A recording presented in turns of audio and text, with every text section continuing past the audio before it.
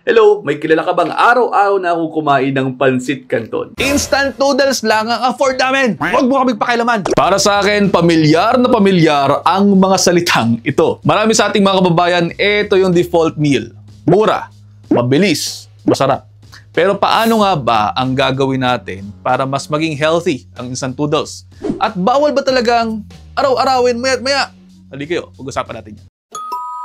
Kung araw-araw mong kakainin ang bagay na halos walang sustansya, tanong, anong klaseng kalusugan ang gusto mong asahan? Ito po ang ilang dahilan kung bakit hindi mo dapat araw-arawin yung pansit canton na yan. Una, mataas sa sodium. Ang isang pack ng instant noodles depende po sa brand. Again, depende sa brand, depende sa size. Around 700 to 1,000 mg ang sodium ang laman. Halos ubos na agad ang daily limit mo. Kapag araw-araw mong kinain yan, pwedeng tumaas ang risk mo for high blood pressure, kidney disease at stroke. Tuway kami mga mahihirap. Yan lamang kinakain. Wala naman nangyayari sa amin. Meron naman mga alternatives. Mamaya, i-discuss ko yan sa inyo. Pero ito muna, ilan pang mga dahilan kung bakit hindi mo dapat araw-arawin niya. Pakinggan mo muna. Mababa ang protina, halos walang fiber. Busog ka nga sa dami ng kinain mo, pero hindi ka naman busog nutritionally. Kumakain ka ng ganyan, oo, nakakakain ka pero walang sustansya para sa muscles mo. Wala ring panlaban sa constipation.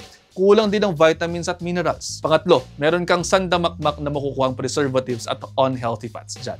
Yung flavoring na kasama dyan at yung mantika niyan, madalas merong trans fats at additives na pwedeng magpalala ng cholesterol levels, ng blood sugar levels, at nakakasira din yan sa gut health. Pero again ha, sinasabi ko po, hindi ko naman sinasabing huwag kayong kumain ng noodles. Ang sinasabi ko po, yung instant noodles. Pakilinis po ng mga pandinig nyo at sabi ko rin po, huwag lamang aaraw-arawin.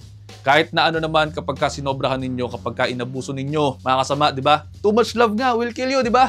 May mga pwede naman tayong gawin dyan sa noodles ninyo kung gusto nyo talagang kumain. Pwedeng kalahati na lamang ng seasoning packet ang gamitin ninyo. Tapos dagdagan ninyo ng gulay. Timplahan nyo po ng tunay na repolyo, tunay na pechay, sibuyas, o pwede rin maglagay ng malunggay. Para may fiber, may vitamins at may kulay ang pagkain mo. And then, pwede nyo rin pong dagdagan ng protina na source katulad ng itlog at tokwa. Pampalakas, pampabusog para hindi ka naman naghahanap ng kasamahang chichiryan yan maya-maya. At eto na po, ang sagot natin sa mga taong lagi sinasabing wala daw pera. Nakakabili po tayo ng instant noodles, may presyo din po ito. Baka po hindi usapang pera lamang ito. Baka usapang diskarte at usapang pangtamad. Sa halagang 14 pesos, 14 pesos ng instant noodles, makakabili ka na ng tokwa, makakabili ka na rin po ng pechay at repolyo. Sa halip na 2 noodle packs ang bilhin mo, pwedeng tokwa at gulay ang bilhin mo. Mas nakakabusog pa, mas may sustansya. Ilan pang alternatives na mas healthy pero pasok sa budget, ginisang munggo with malunggay. Pwede rin pong lugaw with egg samahan ng sibuyas dahon. Pwede rin pong tinola style na sabaw na may dahon ng sili at sayote. Itlog, kamatis over kanin, tortang gulay, pwede rin po. Lagyan lamang natin ng konting effort at malasakit sa katawan, makakakain ka na ng mas mura.